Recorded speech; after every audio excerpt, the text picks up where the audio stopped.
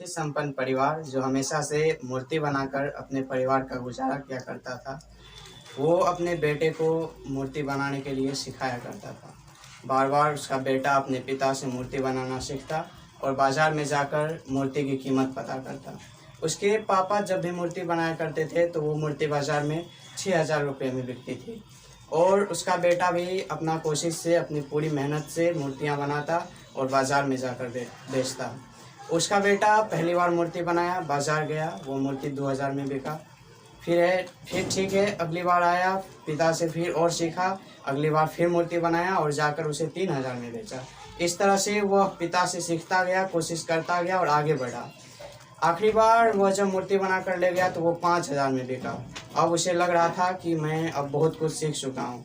अगली बार वह फिर से मूर्ति बनाता है खूब मेहनत से पिता से सीखने के बाद और आखिरकार मार्केट जाता है और जब उसके दाम पता करता है तो वो 6,000 रुपये थे। फिर उसके पापा उसको बार बार कहते हैं कि बेटा खूब मेहनत करो, आगे बढ़ो और मेहनत करो। उसके बाद सिखाना चाहते हैं उसके पिता और भी उसको कुछ, लेकिन उसको बार बार गुस्सा आता है कि मुझ पर क्यों प्रेशर बनाया जा रहा है इस चीज़ को सीखने के लिए। तभी वह बच्चा अपने पिता को मना कर देता है कि पापा अगर आपको इतना ही अच्छा मूर्ति बनाना आता तो आप अपना मूर्ति अच्छे से बनाकर 7,000 में बेचते। आपका भी मूर्ति 6,000 में बिकता और मैंने जो मूर्ति बनाया वह भी अब 6,000 में बिक रहा है। और इस तरह से वह पिता से सीखना बंद कर देता है और मूर्ति बनाना आगे के लिए कंटिन्यू करना चाहता है। तभी उसके पिता जो कहते हैं वह पूरा ज़िंदगी बदल देता है उसका।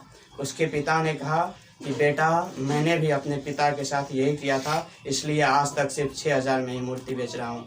अगर मैं भी अपने पिता से यह सीखा होता कि पापा मुझे और भी सिखाइए, आगे मैं इससे अधिक दाम की मूर्तियाँ कैसे बना सकता हूँ, तो शायद मेरी मूर्तियाँ आज कुछ आगे होती। तभी उस बच्चे को समझ में आता है कि मुझे अपने अंदर कभी ये चीज़ नहीं लाना चाहिए कि हम उसके बराबर हो चुके हैं तो वो मुझे नहीं सिखा सकता है। अगर आप उसके बराबर हो चुके हैं तो ऐसा है कि वो उसके पास और भी बहुत कुछ हैं जो आपको दे सकता है और आपको और आगे बढ़ा सकता है। हर आदमी में बहुत सारी क्वालिटी सेम नहीं होती है। वो क्वालिटी आप में जो है वो आप दूसरे से लेकर अपने आप को मिलाकर उससे बहुत आगे जा सकते हो। इसीलिए कोशिश करो कि जिसने आपको कुछ सिखाया, अगर आप उसके बराबर हो चुके हो तो उसका सम्मान करना सीखो। उसके पास एक्सपीरियंस है, आप हमेशा उससे नीचे ही रहोगे, आप और अधिक भी उससे सीख सकते हो।